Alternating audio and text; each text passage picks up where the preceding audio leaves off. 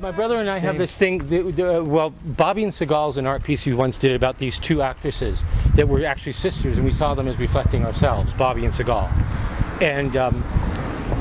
And so then now our cars, you know, that sort of represent Seagal here as usual. It's a little more glammed up with, you know, Gina Taste Splendor, but she's still kind of low end. And Bobby here is still even more of a mess than she ever was. She's been through some. She's been through, but she's still chugging along. Hard times. Hasn't she, though? You just got to get a load of the license plate. As a couple, you know, we're sort of mirror each other in unfortunate ways for my regarding myself. I don't know. I mean, you have a lot of charm. Yeah, loads. Naturally, we're at Seagal's place for the shoot because Bobby's is not presentable. I don't think that's true. I am David Anthony Tattu. I'm 46 years old, Capricorn. And as far as a career, I've had many, and very checkered past.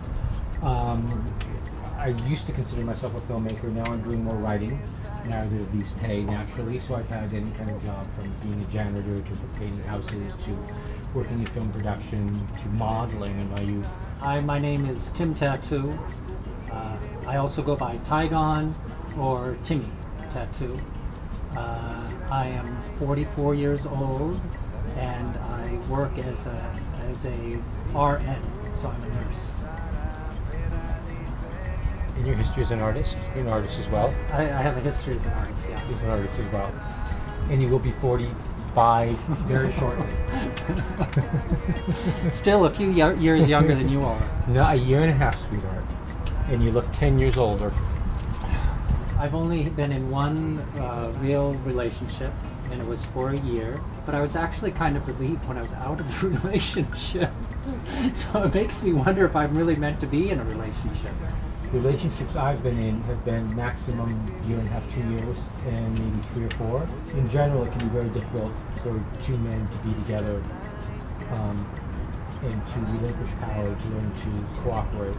And it's interesting the difference between gay couples and straight couples that I've seen with men couples is that straight couples tend to have this notion of romance, and there's already this road and this format, this framing that's already put up, whereas gay men don't have that template in front of them, and so they can kind of be forced to, I mean, unless they just buy into it straight, which most of them don't, to figure out a way that works for them. What would interest me in marriage would be a commitment. It would also be a legal aspect, which I think is really important, and having just a state.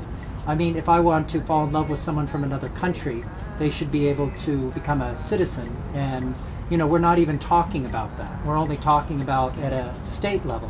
But it should be financial, it should be, you know, insurance, it should be the way you're perceived in the world. Really? Social approbation? Social, I think it's all a part of it. It's a commitment. I